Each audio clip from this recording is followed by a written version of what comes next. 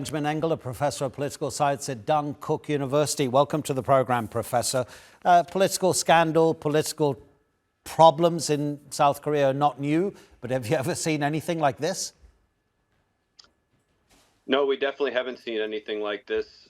We had the impeachment of Park Geun-hye several years ago, but that process was much smoother. Part of the reason for that was that the People Power Party was then the ruling party, and their cooperation made things much easier. But this is definitely a whole new experience for South Korea's politics. Can we go back to just a few weeks ago when Yoon Suk-yeol declared martial law?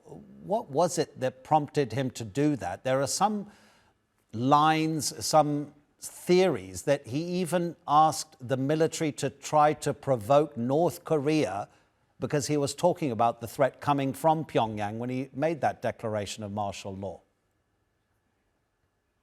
So his official justification for martial law was the political gridlock that had been gripping South Korea for really his entire presidency. The Democratic Party, the opposition party, has held a majority in the National Assembly the entire time Yoon has been president.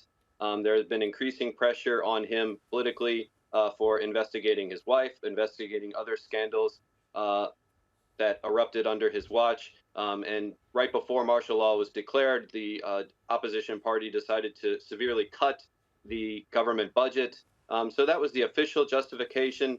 Many have speculated since, after we learned that the military also occupied the National Election Commission that night when martial law was declared, that Yoon Suk-yeol was driven by some far-right conspiracies about election fraud in South Korea, and that he was trying to secure evidence by sending the military to the National Election Commission for election fraud.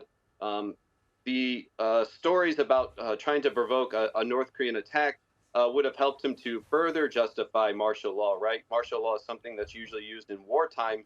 So if North Korea had attacked, then that could give him further justification for declaring martial law. But it definitely doesn't seem that North Korea was the reason for martial law. It was much more domestic politics. Professor, is there some part of your mind that thinks that what's been happening in December is undermining South Korean democracy? Or would you actually be completely of the opposite view and see these two impeachments as a demonstration of how strong South Korean democracy is? Because it's bizarre to have two impeachments in just a few weeks, and for the former president, who is now having his case heard in the Constitutional Court, saying, just because I couldn't get my political agenda through, I thought the army should control the country.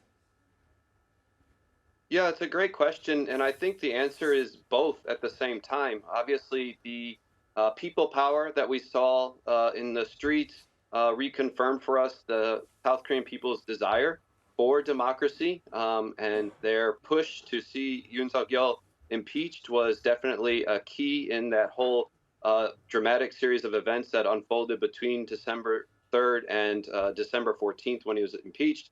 But at the same time, this impeachment of the acting president is tossing Korea down another potential constitutional crisis. Where does this end? How is it going to end? And what will democracy look like after it's over is still something we're not sure of. So we'll be able to answer that question better once this is all figured out. But right now, it's definitely a big question. Where is South Korea's democracy going? And will it survive or will it come out healthier after this is all over?